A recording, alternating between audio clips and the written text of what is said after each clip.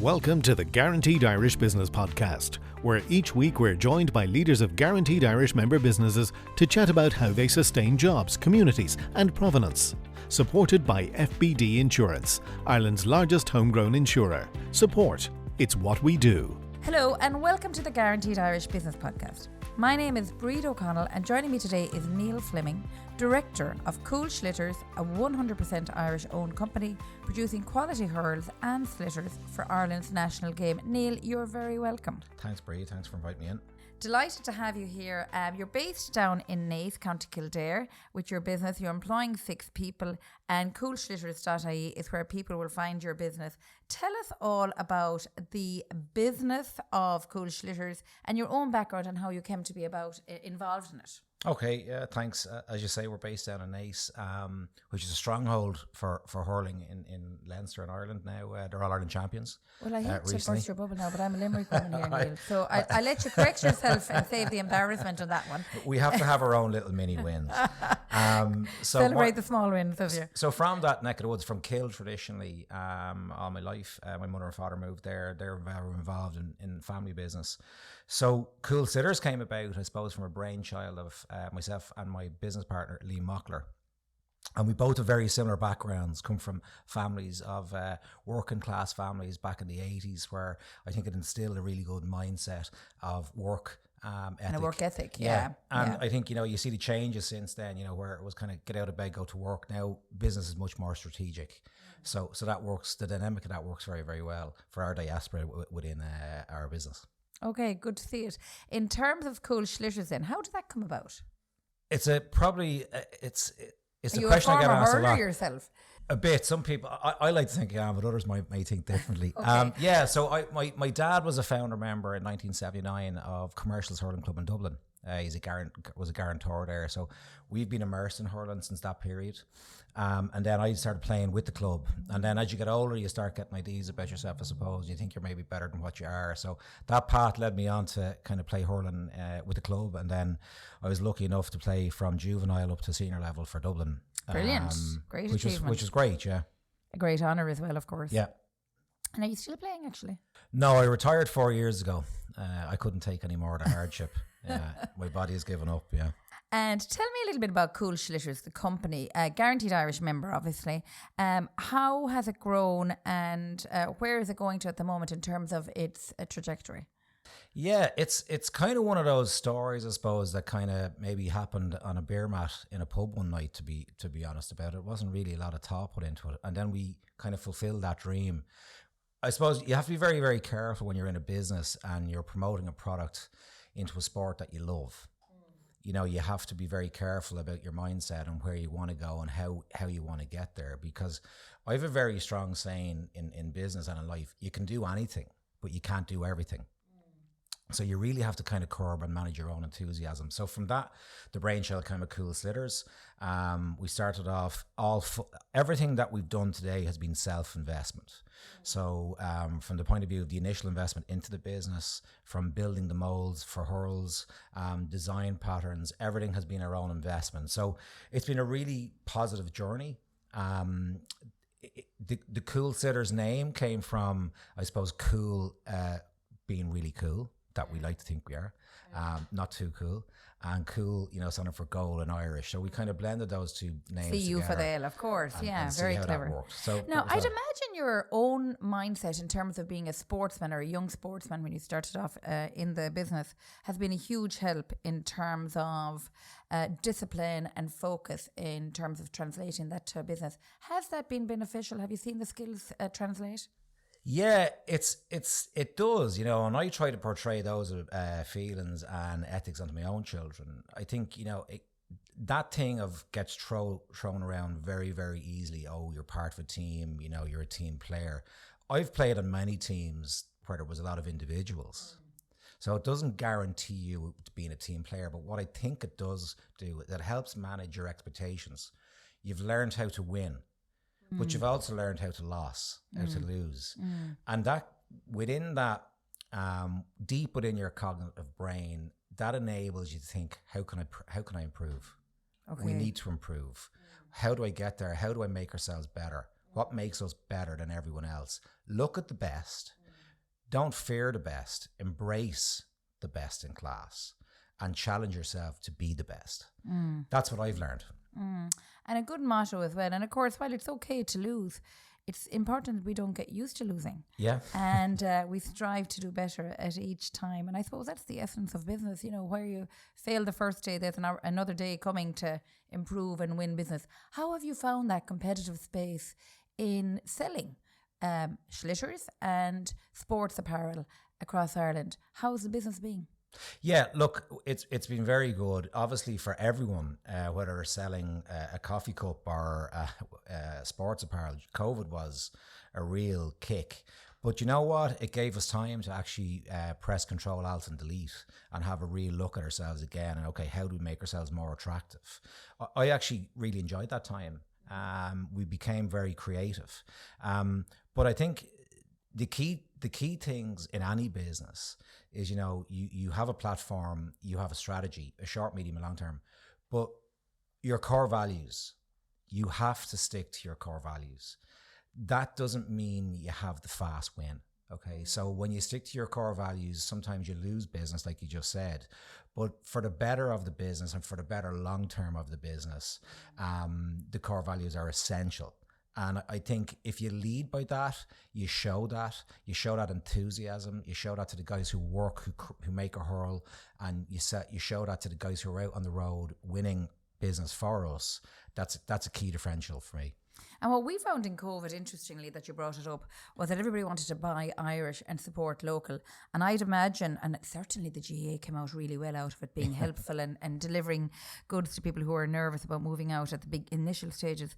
So I'd imagine the desire to go back into the GAA and therefore increase sales must have happened as a result of that for you. It's a really, really good point. And, you know, what we found was, obviously, our orders to the counties and clubs, it fell off a cliff, you know. But what we did was that it enabled us to spread our wings. You know, our Google search, I think we were top of Google for maybe 5, 6, 7 months. I think we're quite close to today. But we gained a lot of customers geographically that mightn't have touched us before. And we've managed to hold on to those customers. So they're reordering. So, you know. And how did you do that, Neill? The honest answer is I'm not 100% sure.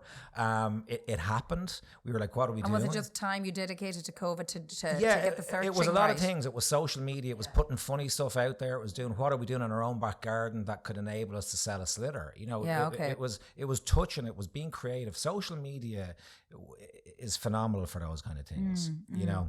And tell me then a little bit about the iHURL. It's a carbon fibre and fiberglass hurley.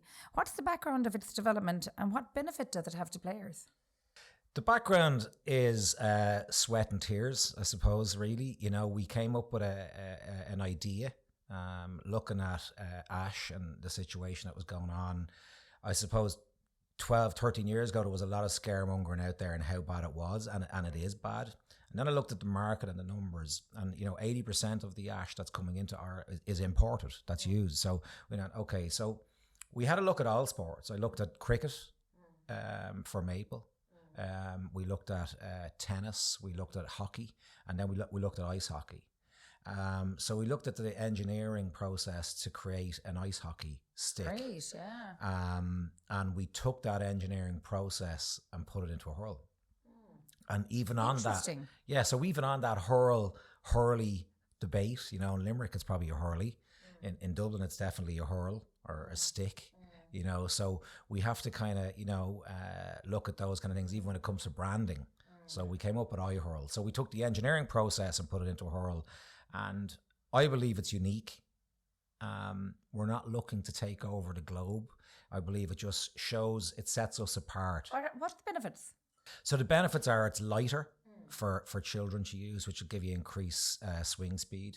It's stronger than your traditional ash hurl.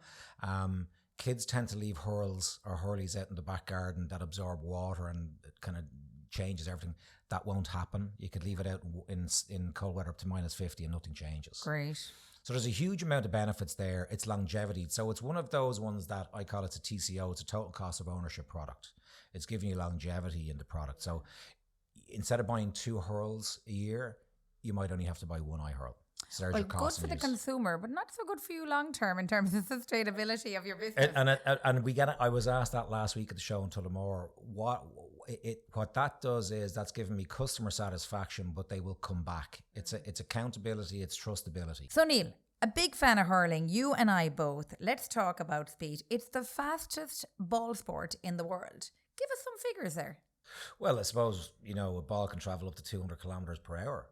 That's faster than a jet taking off in Dublin Airport. So you put your mind around that. It's quite a crazy thought. It is. So jump on your Cúl Sliotars and take off. And of course, you sell more than the hurls or the hurleys, as we say in Limerick. Yeah. You sell other products as well. Tell us a little bit about it, particularly the vintage jerseys, which have the Guaranteed Irish logo. I'm delighted to see. Yeah, that's something that we're very, very proud of.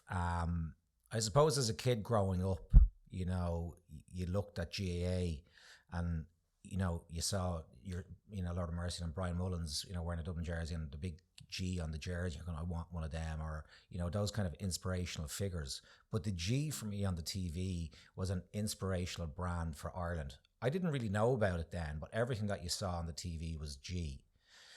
So to kind of fulfill that dream, working for yourself and to have G associated with your business, it's a huge win for us.